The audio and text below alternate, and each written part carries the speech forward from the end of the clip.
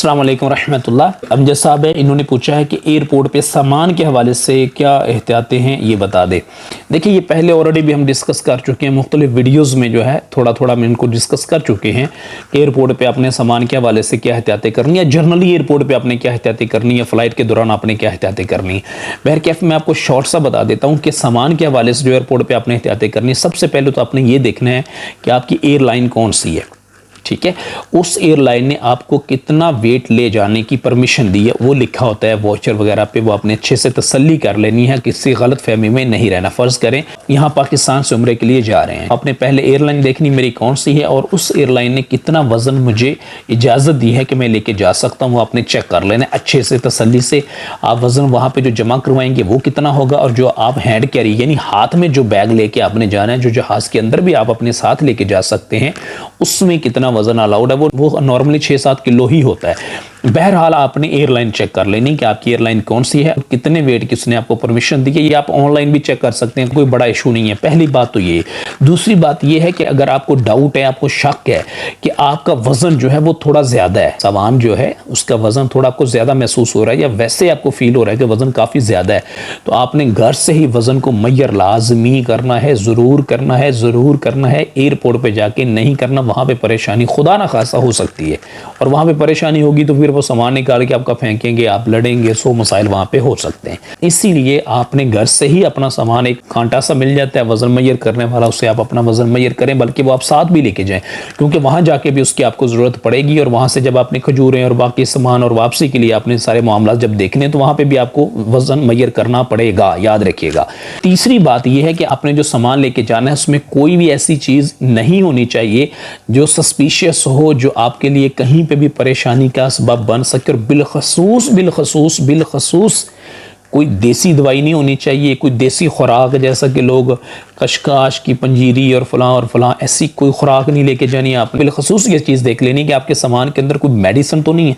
अगर मेडिसिन है तो वो प्रॉपर आपने पहले उसकी प्रिस्क्रिप्शन रिपोर्ट बनवाई है, आपने अपने हज ऑपरेटर से या जो भी गवर्नमेंट के ऑफिशियल है उनसे चेक करवाई है।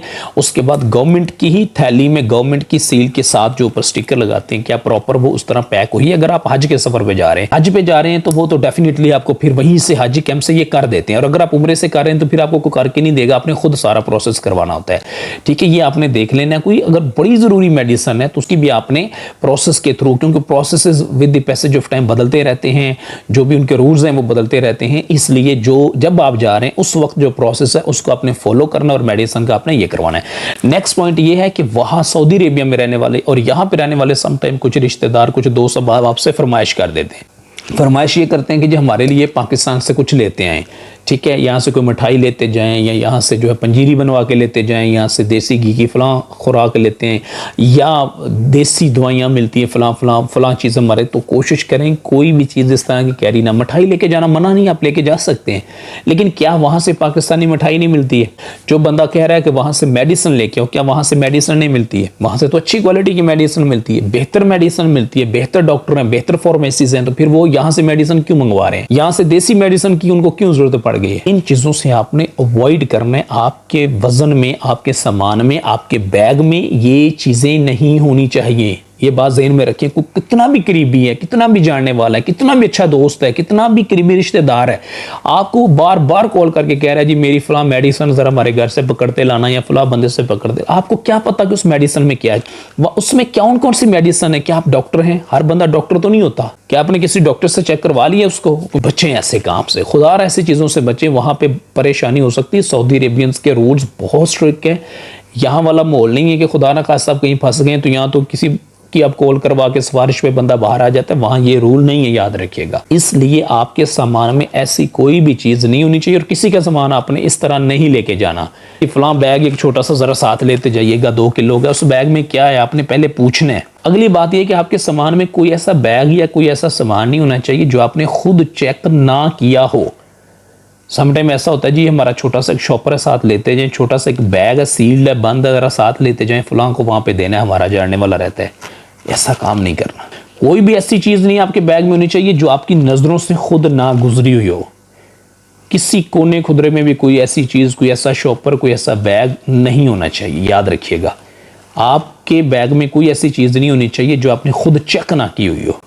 ये मामला आपने अच्छे से चेक करना है। उससे अगली बात ये कि आपने एयरपोर्ट पे ज़रा टाइमली पहुंचे और अपने सामान का वहाँ पे जब चेकिंग वगैरह होनी है तो आपने आसानी से सारी चेकिंग करवानी। बैग के हवाले से आपने कोशिश करनी कि आपका बैग ऐसा होना चाहिए कि जो ऑटोमेटिक लॉक वाला होता है, जिप वाला नहीं होना चाहिए। ऑटोमेटिक आजकल लॉक वाले आसानी से मिल जाते हैं, वो बैग लेके जाएं, आपको कोई परेशानी। जिप जो है वो आपने लॉक किया भी हुआ है तो कोई भी उसको पेंसिल से खोल सकता है, जब खोलेगा तो खुदा न खासा कोई चीज़ निकाल भी कीमती सकता है और कोई गलत चीज़ उसमें डाल भी सकता है। कैफ आपने ऐसे बैग से भी बचना है कि वो नहीं होना चाहिए, अवॉइड करना है। अगर मजबूरी है, नहीं मिल रहा तो फिर तो जाहिर बात है कि वो साथ चलता है सब कुछ। लेकिन अगर आप खरीदने जा रहे हैं हज या उम्रे पे जाने से पहले तो मैं आपको मशवरा दूंगा कि आपने कौन सा वाला बैग खरीदना है, याद रखिएगा। नेक्स्ट पॉइंट ये है कि जैसे आप एयरपोर्ट पे पहुंचेंगे तो आपके सामान की प्रॉपर चेकिंग होती है, उसको स्कैनर से गुजारा जाता है, ठीक है।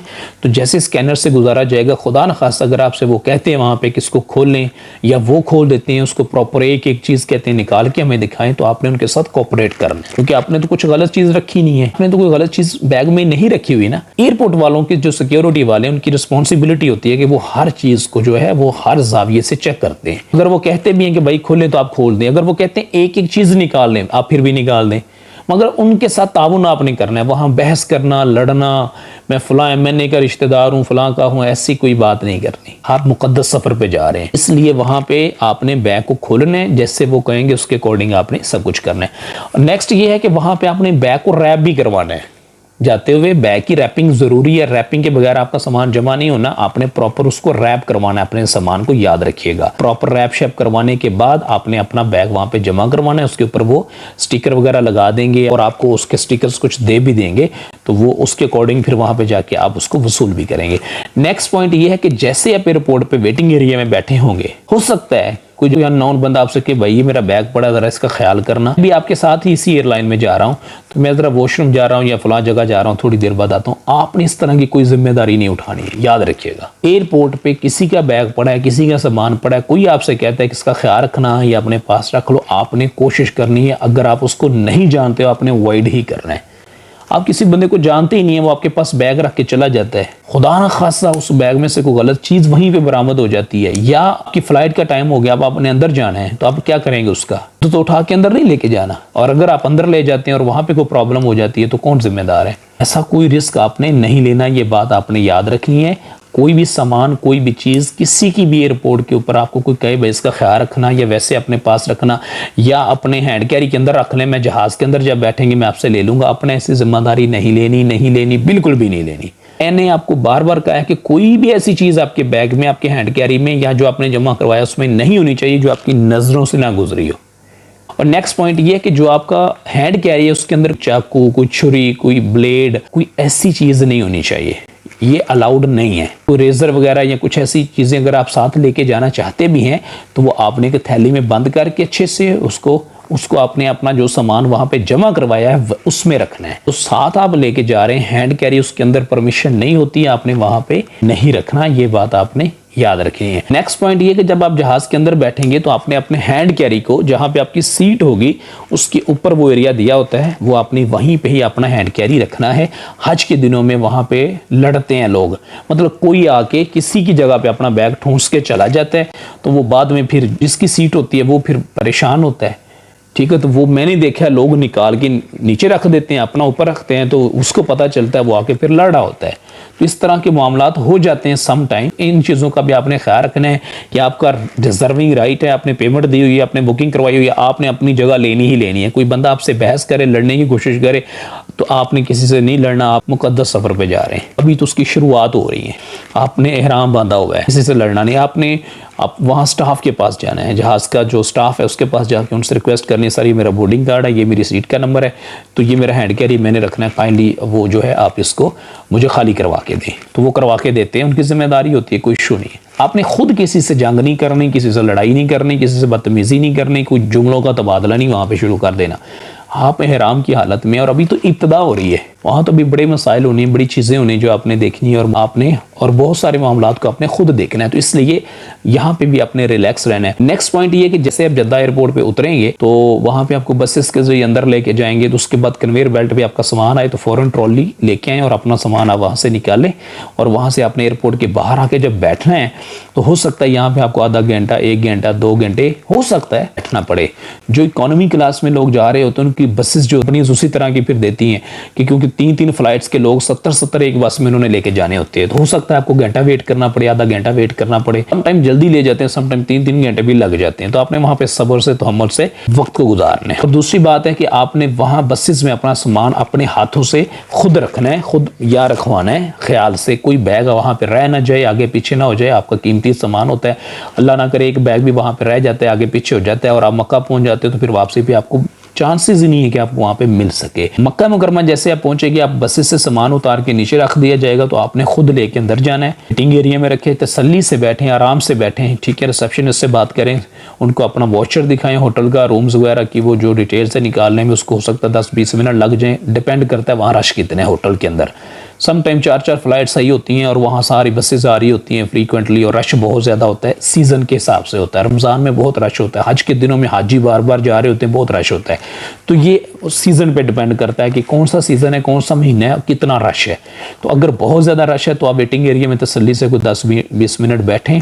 इसी दौरान आपने मुसलसल राब्ते में रहना है। जो बंदा वहाँ पर रिसेप्शनिस्ट है तो उससे आप अपना कार्ड वगैरह लेके सामान को लिफ्ट में आपने लेके जाना है। आप तीसरे फ्लोर पे, चौथे फ्लोर पे आपका रूम है तो 1-2 अपने साथियों को नीचे बिठा दें 1 बाई 1। स्टेप ये है कि जैसे आपका रूम कंफर्म हो जाए वो तीसरे फ्लोर पे या चौथे फ्लोर पे है, तो आपने क्या करना, अपने 1-2 हाजियों को नीचे बिठाएं अपने सामान के साथ, तो बाकी आप सामान उसमें लिफ्ट में रखें और ऊपर जाके उस रूम में 1 बाई 1 10 बैग हैं, 5 बैग हैं, डिपेंड करता है आपका काफिला कितना बड़ा है। 3-4 लोग मिलके आप इस तरह अपना सामान लेके वहाँ पे जाएंगे। तो इस तरह आपका सामान आपके घर से लेके आपके रूम तक पहुँच गया है। इस दौरान आपने एहतियातें जो मैं करनी चाहिए मैंने आपको मोटी मोटी चंद बातें बता दी हैं। तो इसी तरह जब आपने वापस आना है तो आपने सामान पहले मुय्यर करना है कि सामान आपका पूरा होना चाहिए। तो वहाँ से आपने खजूरें हैं, कपड़े हैं, कंबल हैं, जाए नमाज, पता नहीं क्या क्या लोगों ने ख़रीदा होता है, उनका वज़न मुय्यर करके आपने चेक करना है कि ज़्यादा नहीं होना चाहिए। उसके बाद आपने उसकी रैपिंग वहाँ पर खुद करनी है, ठीक है। वहाँ से आपको शॉप से मिल जाएंगे रैपिंग करने वाले, वो आप लें, अपने रूम में पहले से रैपिंग करके आपने उसको तैयार रखना है। नेक्स्ट पॉइंट है, जिस दिन आपकी वापसी है आपको बताया जाए कि आपने फ़र्ज़ करें 11 बजे तक आपने चेकआउट होटल से करना है, तो आपने कोशिश करनी है कि 10 बजे तक आपका सामान पैक होकर वहाँ पर पड़ा होना चाहिए। कुछ लोग तो ऐसे हैं, फ़र्ज़ करें सुबह 10 बजे की फ़्लाइट है वापसी की, तो वो रात 11-12 बजे पैकिंग मुकम्मल करके वज़न वगैरह चेक करके तसल्ली से सोते हैं, टेंशन ही नहीं होती। और कुछ ऐसे माशाल्लाह होते हैं जो कहते हैं जी सुबह देखी जाएगी, और लास्ट आधा घंटा होता है फिर वो मुसीबत में फंसे होते हैं। वज़न चेक करें, ये चीज़ निकालें, ये रखें, एक उधर रह गई, एक बेड के नीचे रह गई, एक अलमारी में रह गई, टेंशन परेशानी, और इसी में कुछ चीज़ें भूल आते हैं और कुछ गड़बड़ हो जाती है उनकी, ठीक है। तो इसलिए आपने पहले से प्रॉपर तैयारी करनी है, पहले से सारी चीज़ों को मैनेज करना है, आपके लिए इंशाल्लाह ताला आसानी रहेगी। नेक्स्ट पॉइंट है कि जैसे आप नीचे आएंगे अपना सामान वगैरह बस में रखेंगे, आप जद्दा एयरपोर्ट पर पहुँचेंगे, आपका सामान वगैरह वहाँ पर उतारा जाएगा, आप खुद अपने सामान को अंदर लेके जाएँ। वहाँ भी इन्हीं चीज़ों का ख्याल रखना है। कोई पाकिस्तानी कह रहा है कि मेरा एक छोटा सा बैग वापस लेते जाएं, नहीं लेके आना। कोई कहे कि ये पैकेट एक छोटा सा साथ लेके जाएं पाकिस्तान, मेरी फैमिली को देना है, आपने इनकार कर देना, क्योंकि आपने खुद देखा ही नहीं है उसके अंदर क्या है, तो आप कैसे लेके आ सकते हैं। हालात बड़े सेंसिटिव हैं। कोई गलत बंदा गलत चीज़ अल्लाह ना करे आपको दे के चला गया तो पूरी ज़िंदगी के लाले पड़ सकते हैं। एक ही मरतबा ज़िंदगी मिलती है और वहाँ के रूल्स बड़े स्ट्रिक्ट हैं, यकीन करें। तो अल्लाह ताला सबको अपने अमान में रखे। इसी तरह आपने ख्याल रखना है। आप वापस अपने शहर पहुँचेंगे खैर वाफियत से माशाल्लाह, तो वहाँ पे आके फिर आप अपना सामान लें, एयरपोर्ट से बाहर आएँ और आराम से अपने घर आएँ। ये मोटी मोटी चंद एक बातें हैं जो सामान के बारे में मैंने आपको बताई हैं, आपके बैग के बारे में, इनका आपने ख्याल रखना है। अल्लाह बाकी खैर करेगा इंशाअल्लाह ताला, सब आसानियाँ होंगी। अल्लाह ताला हम सबको बार बार हज बैतुल्लाह की सादत नसीब फरमाए। आमीन। अस्सलाम वालेकुम रहमतुल्लाह।